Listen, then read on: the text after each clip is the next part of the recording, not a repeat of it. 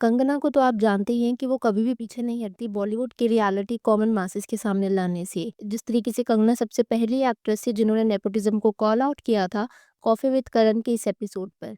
And यहाँ पर ना उन्होंने करण जौहर को फ्लैग बेरर ऑफ नेपोटिज्म कह दिया था और एक ब्रॉड रिमार्क मार दिया था कि बॉलीवुड एक क्लोज ग्रुप की तरह रन करता है जहाँ सिर्फ प्रिविलेज लोगों को ही अपॉर्चुनिटीज मिलती हैं।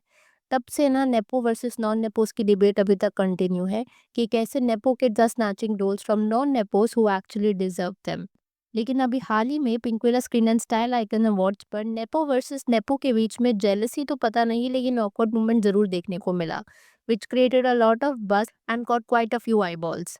तो ये इंसिडेंट हुआ बिटवीन रशा थडानी एंड अनन्या पांडे, जहां पर रशा को most stylish and fresh face का अवार्ड मिला था और अनन्या को best OTT actor female popular choice का अवार्ड मिला for her film control.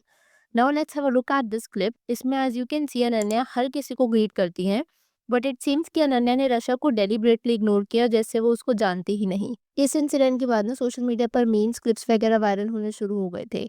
Like आप ये देखो, जिसमें नेपो वर्सेस नेपो ड्रामा दिखाया with a caption Ananya gives रशा cold shoulder after being replaced इन पति पत्नी और वो टू। तो ये क्लिप देख करके ना ऐसा लग रहा था जैसे रशा और अनन्या दोनों ने ही एक दूसरे को इग्नोर किया। ऑल्दो रशा सीम कि वो अनन्या को शायद ग्रीट करना चाह रही थी, but as and when she realise कि अनन्या इतनी इंटरेस्टेड नहीं लग रही तो उसने भी अनन्या को इग्नोर कर दिया। लेकिन दोनों इस क्लिप में ना काफी ऑकवर्ड लगे, जैसे कि इन दोनों के बीच में कुछ तो फिशी चल रहा है। अब इस इंसिडेंट के बाद कई रूमर्स कई मीडिया पोर्टल से ये न्यूज आने लग रही थी कि एक अपकमिंग मूवी पति पत्नी और वो टू में रशा ने अलजेबली अनन्या पांडे को रिप्लेस कर दिया, जिसकी वजह से हमें ये सब देखने को मिला।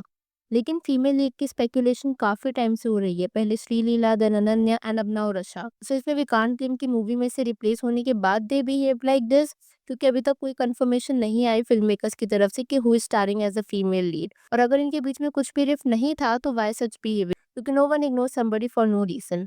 Of course there might have been a reason. And इससे ना मुझे कॉफी विद करण का ये एपिसोड आता है जिसमें एक अनन्या पांडे विजय देवरकोंडा के साथ आई थी और उसमें करण जौहर ने अनन्या को इनसिक्योर बुलाया था फॉर कंटेम्पररीज, स्टेटिंग कि अनन्या को ना अपने कंटेम्पररी से थोड़ी सी इनसिक्योरिटी या प्रॉब्लम हमेशा रहती है। जो चीज रशा के साथ हुई उस चीज को देख करके यही लग रहा है कि मे बी अनन्या शायद थोड़ी सी इनसिक्योर थी, जिसकी वजह से वो इनसिक्योरिटी साफ साफ दिख गई एंड उसने उस वजह से रशा को ग्रीट भी नहीं किया था। ऑनेस्टली बताऊँ तो रशा थरानी का कहीं ना कहीं इन सब में एक अपर हैंड है ही। She is a daughter of the biggest distributor in Bollywood, जिन्होंने ये सब मूवीज डिस्ट्रीब्यूट करी हैं जो आप अपनी स्क्रीन पर देख पा रहे हो।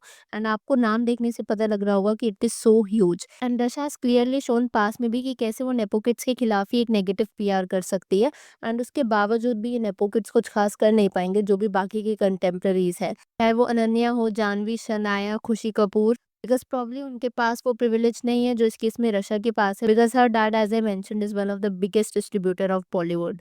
एंड कहीं न कहीं ये रीज़न भी है, जब रशा तडानी का ये वाला सॉन्ग आया था उई अम्मा, तो मैंने कितनी मीम्स और क्लिप्स देखी थी जिसमें ऐसे लिखा हुआ आता था, जो टिपिकल मीम मटेरियल होता है। एंड अगर मैं वापस से इस क्लिप की बात करूँ ना, although I am no body language expert, लेकिन किसी भी इंसान को इज इवन अ नोविस वो ये देख कर के समझ जाएगा कि बॉडी लैंग्वेज टेंशन ना is insane here. You can clearly see कि Rasha first turns towards Ananya hoping to catch her eye for a greeting, लेकिन उस पॉइंट पे Ananya is having none of it और उसके बाद she turns her body away in a very defensive move. तो इन दोनों के बीच की जो टेंशन है वो अपेरेंट तो काफ़ी ज़्यादा थी। एंड अगर बात रही पति-पत्नी और वो से रिप्लेस करने की अनन्या को, तो उसमें ना मुझे एक स्पेसिफिक कमेंट दिखा व्हिच कॉट माय अटेंशन और वो ये था कि अब शायद अनन्या को कर्मा पता लगेगा कि कैसे उसने नुसरत भरूचा को ड्रीम गर्ल 2 से रिप्लेस किया था।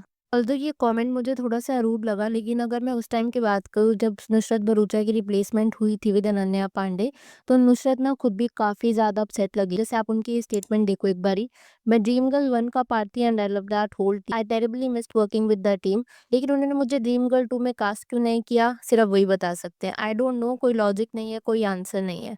पर उन्होंने मुझे कास्ट क्यों नहीं किया? मैं एक इंसान हूँ, of course it hurts and of course it feels unfair, but I get it, it is their decision, cool, no problem.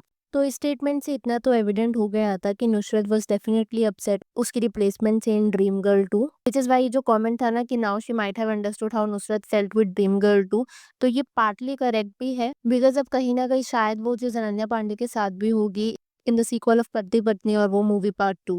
तो अब ये फेज़ भी ना बॉलीवुड का देख के मैं बोलूँगी थोड़ा-सा इंटरेस्टिंग ही लग रहा है कि कहाँ पिछला ऑलमोस्ट पूरा decade nepo versus non nepo में निकल गया।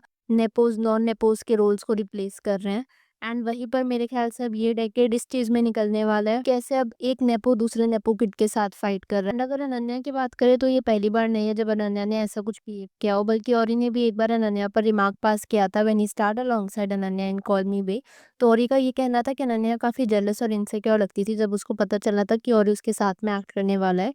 इवन ही मेंशन अनन्या ने काफ़ी मीन कमेंट्स भी पास किए थे ऑन सेट। अभी उसने सरकास्टिक टोन में बोला था या फिर एक्चुअली ही मेंट इट, वो तो क्लियर नहीं है।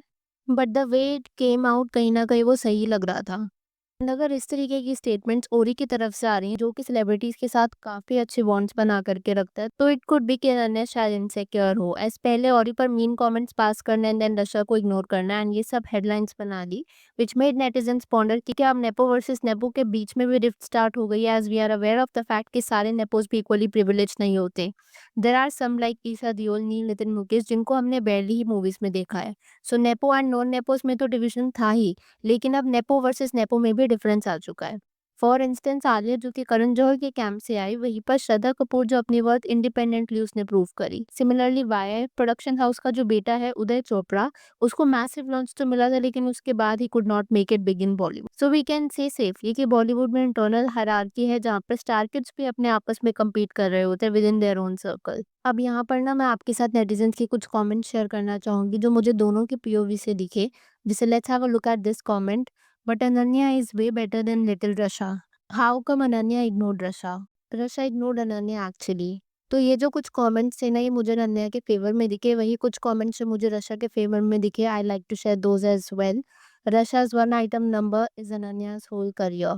She gave Rasha the cold shoulder because Rasha just recently replaced her in पति पत्नी और वो too. Both ignore each other। And एक जो मुझे थोड़ा सेंसिबल कमेंट दिखा ना, वो ये था कि this video was too short to जज, and I kind of agree, क्योंकि हम एक वीडियो से जज नहीं कर सकते। But we also can't ignore the fact कि बॉलीवुड में ना एट टाइम्स काफ़ी सारी एक्ट्रेसेस सिंगल रोल के लिए आपस में कंटेस्ट करती हैं। एंड इस तरीके के जब रैंडमली कास्टिंग चेंजेस होते हैं ना, तो of course it can lead to tensions, particularly जब दोनों ही actresses are vying for the same spotlight. And इन सबके बीच में कहीं ना कहीं जो आज भी सबसे ज़्यादा सफ़र कर रहे हैं वो है आउटसाइडर्स, जो शायद ये ड्रीम करते हैं कि अगर वो बॉलीवुड में जाएंगे तो वो अगले शाहरुख खान बन पाएंगे, या फिर वो अगले दीपिका पादुकोण, अनुष्का शर्मा बन पाएंगे फॉर दैट मैटर।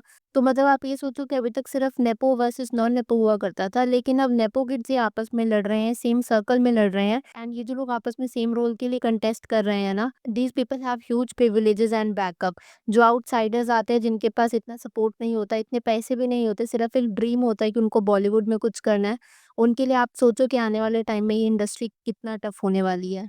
अब मैं आप लोगों से जानना चाहूँगी, अगर आपकी इस वीडियो के ऊपर कुछ थॉट्स हैं तो please to let me know in the comments below. Video पसंद आई हो तो hit that like button, consider subscribing the channel if you haven't already, and I will see you super soon with another video.